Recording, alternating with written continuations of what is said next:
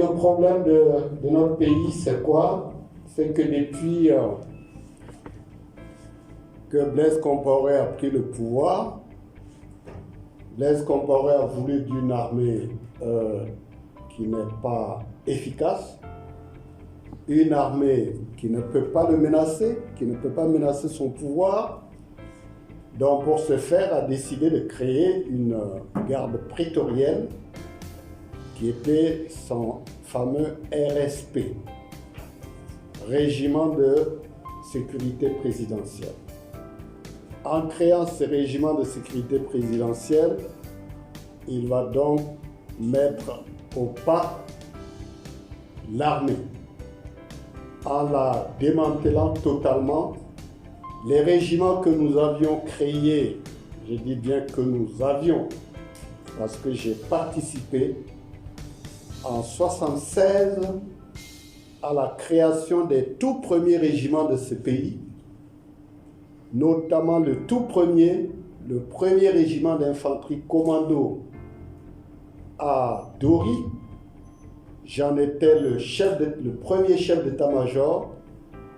C'est en fait le premier BHV, le premier bataillon de haute volta auquel j'ai appartenu pendant la guerre 74-77, qui a été développé en régiment, en lui ajoutant 3 régiments supplémentaires pour faire les 3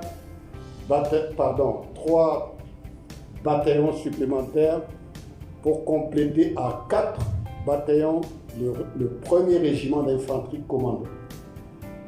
Tout ça, alors à partir de là, des bouts ont été créés, les RCP, etc., etc. Mais Blaise, quand il est arrivé, il a tout démantelé et il n'y avait que son petit régiment, le RSP, que j'appelle un demi-régiment parce qu'il ne comptait que 2 bataillons de 600 hommes. C'est 1200 hommes, c'est la moitié d'un régiment aux normes bien connues. Et donc, ainsi de suite, un gouvernement légitimement élu est venu au pouvoir à partir de 2015.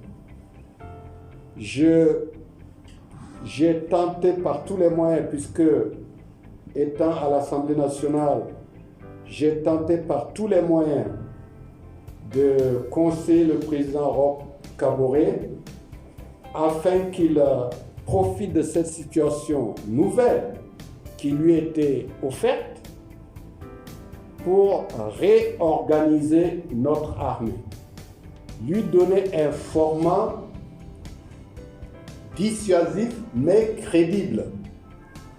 Il ne suffit pas d'avoir un format dissuasif, encore faut-il que la dissuasion soit crédible.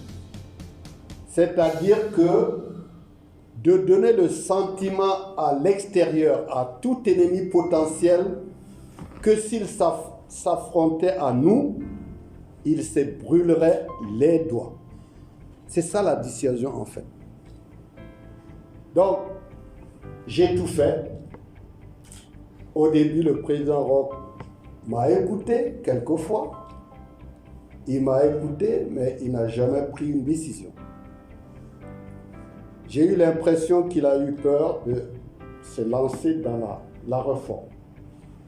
Et ça a traîné, et on a continué, et on a dit que Blaise Compaoré était derrière, c'était lui qui finançait ou qui poussait l'ennemi à nous attaquer. C'était une perte de temps.